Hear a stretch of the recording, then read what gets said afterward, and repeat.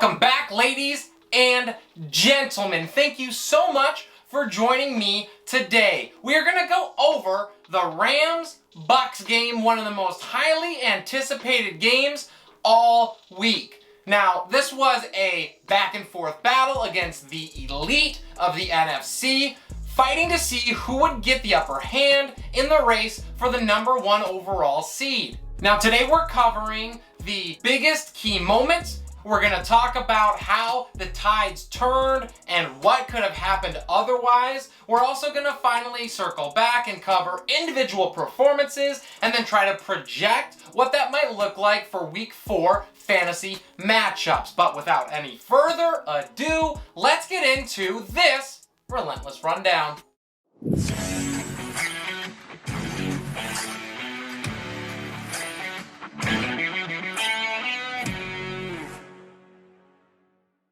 Now, the Rams had the home field advantage, and it was certainly present and felt. Now, these teams started off slowly. They were feeling each other out, and there would be 3 consecutive 3-and-outs to start. It would be Los Angeles with the ball, but the Bucs with the opportunity to make the first key turning point in this game. There is a ball that is dropped. It goes right into the hands of cornerback Jamel Dean for Tampa Bay. He is unable to hold on to it. And this was critical because it would have given the Bucs the ball at the 50-yard line. They would have had some momentum, and especially on the road in that type of environment, to shush the crowd just a little bit would have been huge. Instead, the Rams punted away, and we have 1 first down in the game's first 4 possessions. Not exactly what we expected to see against these 2 high-powered offenses. The Bucs get a little something going, but end up having to punt at about midfield.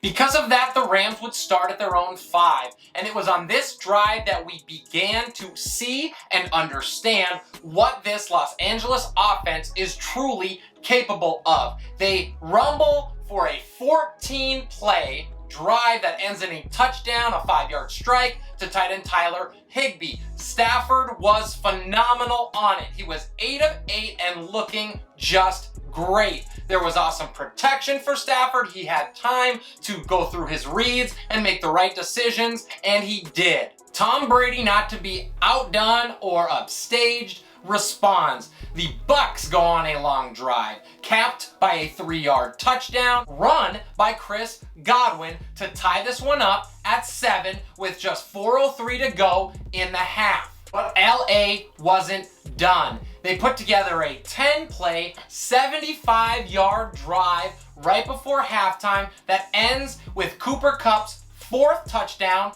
of the season. Leave 51 seconds on the clock, and Brady is able to take Tampa Bay all the way to LA's 39-yard line. And that's when something happens that I don't really understand, nor can I explain. Brady drops back, and he's hit as he throws, and he kind of backward fumble / backward passes it into the waiting arms of Gio Bernard, who catches it in midair and advances the ball down to the 27-yard line. Now, there's some confusion on the field. The refs are kind of talking amongst themselves and deliberating and trying to figure out what to do. And they end up saying that it was a forward fumble, which it wasn't, but that because the fumble went forward, which it didn't, they can't advance it. Now, my question would be, even if it was a forward fumble, the ball didn't hit the ground. So it's technically a pass.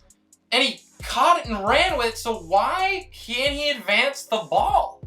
Like, some rules in the NFL I just don't understand, and this one really kind of annoyed me because I know football, and you can make all the rules you want, but they still gotta make sense. And that just does not make sense. Anyways, rant over. They couldn't advance the ball, so they have to settle for a 55-yard field goal instead of what would have been maybe a 44-yarder. He shanks it real bad, and it's 14-7 at half. Rams have the lead. Rams start with the ball to start the second half, and what would end up being the game's most critical possession. Immediately, finally, after missing him twice earlier in the game, Matthew Stafford finds Deshaun Jackson for 75 yards down the field for the bomb touchdown. He's open by 5 yards at least. There is zero pressure on Matthew Stafford, which would continue to be a theme as the game progressed. And the Rams, less than a minute into the third,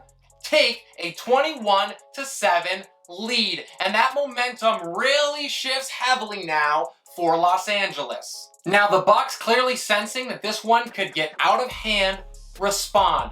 Tom Brady is slinging it all over the field as they were unable to really do anything on the ground. At this point, they had 10 carries for a total of 21 yards. And this one is actually capped by a Tom Brady QB sneak from 1 yard out to pull them back within one possession. However, the Rams, behind a white-hot Matthew Stafford and an unmovable offensive line, show that they're not done just yet. They literally make the Bucs, once highly touted defense, look like Swiss cheese. They move the ball down the field with no issues whatsoever, and they cap this drive with another touchdown. And with 7:23 remaining in the third, Stafford has 4 touchdown passes and 298 yards. Now there's clearly plenty of time left in this game, but it just felt like there was no way Tampa was going to be able to score enough to get back in it,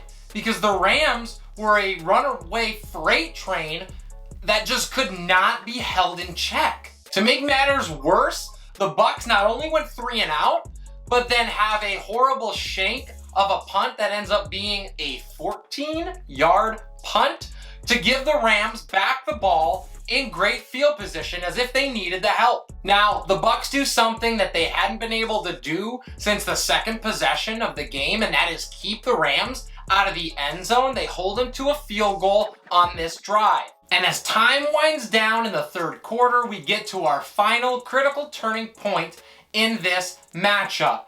The Tampa Bay Buccaneers are able to move the ball all the way down to the LA 8-yard line. It's 4th and goal, and remember, they're down 17 points at this point. So for me, when you're not able to stop another team and you're already down 3 possessions, it doesn't make sense to settle for anything other than a touchdown. There's too much to overcome. However, Bruce Arians makes the call to take the 3 points and try to move this one to a 14-point game. They make it, but really, what do you end up accomplishing? Because you know Matthew Stafford's going to end up getting the ball and driving it down your throat like he's done the whole game. And what do you know? It's exactly what they did. LA gets the ball back. They're able to milk 6 minutes off of this clock. They end this drive with a field goal, which makes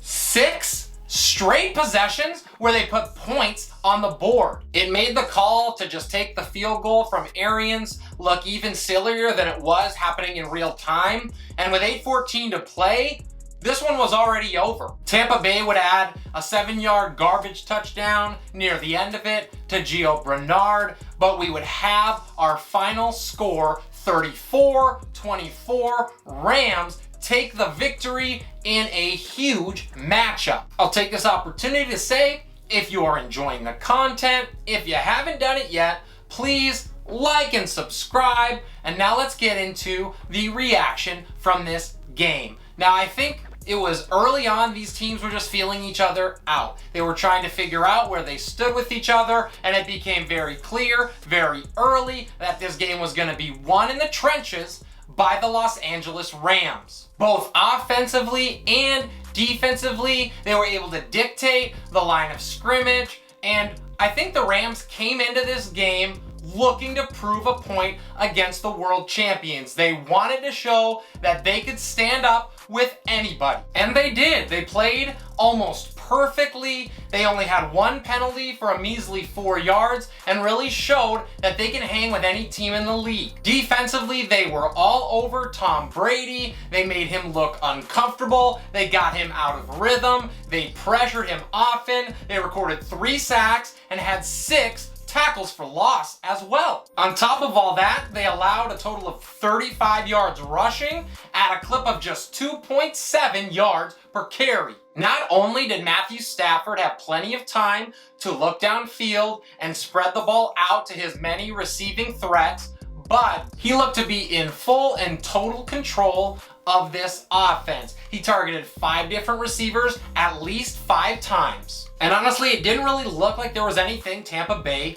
could do about it. Now for the Bucs, that vaunted defensive line was really unable to get any pressure for almost the entire day. The only sack they ended up getting was really late with about 6 minutes to go in the fourth quarter when this game was already well in hand. They allowed the Rams to convert 66% of their third downs, and without a ground game for Brady to lean on, he had to throw the ball 55 times. He was clearly frustrated as the offense sputtered early and there were way too many self-inflicted penalties for the Bucs to overcome. Now, it's not all doom and gloom for Tampa Bay. This is a very, very good LA Rams team. I think they're going to be just fine. They're still going to contend when we get to the end of the year for that overall #1 seed in the NFC. However, this was a bad look for them, and I think they need to reevaluate some of the things they tried to do in this game and where they can change the game plan to get some pressure on the quarterback against teams that have excellent offensive lines. This game proved to me that right now, Los Angeles is the #1 team in the entire NFL. They looked unstoppable almost from start to finish. That offense was clicking on all cylinders, and that ferocious defense was able to hold a very high-powered offense from Tampa Bay to a minuscule amount of damage. There's certainly plenty of football left to be played, but right now, the Rams are the favorite for the #1 seed in the NFC. If you're new to the channel, please like and subscribe. If you have any questions or any comments, please drop those down below. And now let's get into the player performances and projections for week 4 in your fantasy football lineups. We'll start with Tom Brady, the GOAT, who did all he could in this game for Tampa Bay. He finished 41 out of 55, 432 yards. He had a pair of scores, one in the air, one on the ground, and he was able to hit 10 different targets. I think this is a boom game next week in a revenge factor matchup against the New England Patriots. I think he wants to go big on them, and I think that he will. Leonard Fournette had his hopes of a big game crushed by the game script in this one, guys. It was a poor matchup to begin with, and we talked about that on our RB rankings video, but he had just 4 carries for 8 total yards. He was able to turn 3 targets into 26 yards, but he is someone that we are not pushing towards your starting lineup. At best, he could be considered a shaky flex, but I am leaving him on the benches for now. Ronald Jones actually had 1 more carry than Leonard Fournette did. However, he was shut down as well. He finished with 11 yards on 6 carries, and he's nothing really more than a hope, wait and see stash at this point. This next player we're gonna have to monitor closely because he got banged up near the end of this game, and that's Gio Bernard, who had 10 targets in this very high volume passing offense. Now, I think that he could have upside if he continues to see targets, but we just don't know how they're going to be divvied up in this backfield. So if he's healthy next week, certainly stash him, but I wouldn't put him into your lineups right away. We move to the wide receivers, and we'll start with Mike Evans. He looked solid in this performance. He was able to create plays. He was not shadowed by Jalen Ramsey, which certainly helped him, and he had 10 targets due to the passing volume that we saw in this game from Brady. He turned those targets into 8 catches for 106 yards, and he continues to be a solid wide receiver 2 option moving forward. Their other stud, Chris Godwin, looked spectacular as well. He had 7 targets and was able to catch 6 of them for 74 yards, and he saved fantasy managers' days with a 2-yard rushing score early in this one. I think he's still a low-end wide receiver 1 next week. Someone just to be aware of, and he'll probably fall off the radar sooner rather than later with Antonio Brown expecting to come back next week, but that is Tyler Johnson out of Minnesota. He saw 6 targets, and Brady really liked him in the 4th quarter. Now let's move to Rob Gronkowski. He had 55 yards and nearly scored a touchdown in this one. He was targeted 7 times, which was great, but he was only able to bring in 4 of those. As long as Gronk is healthy, he is a high-end tight end 1.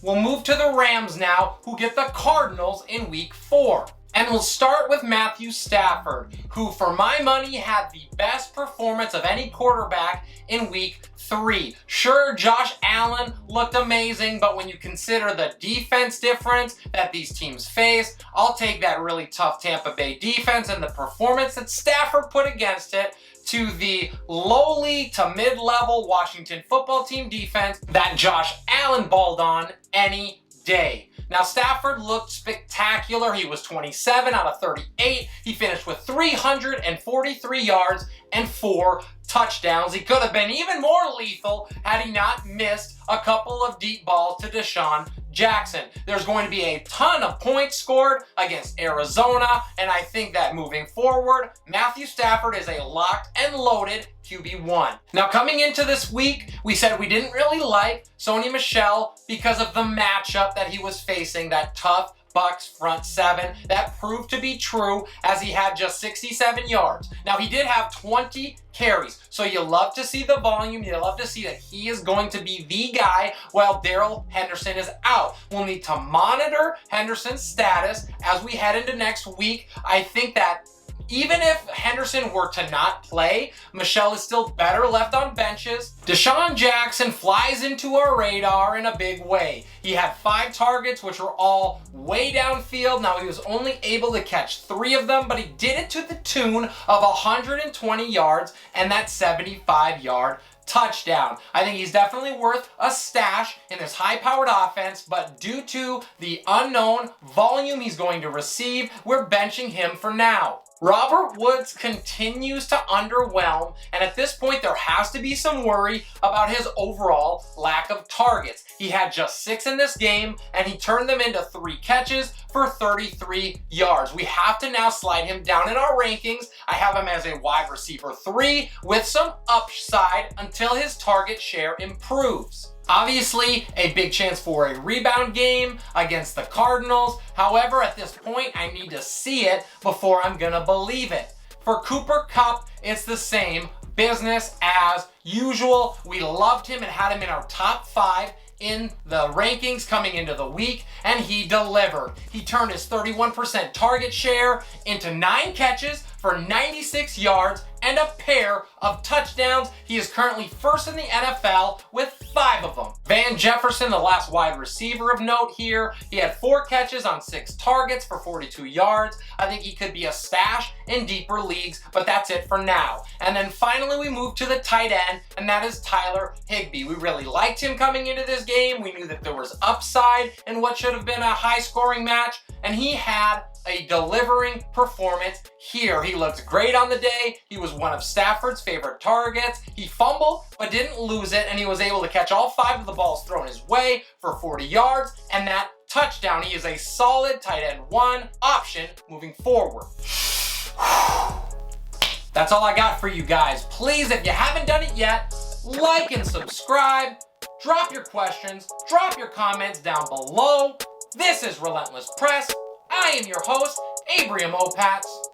We'll see you next time.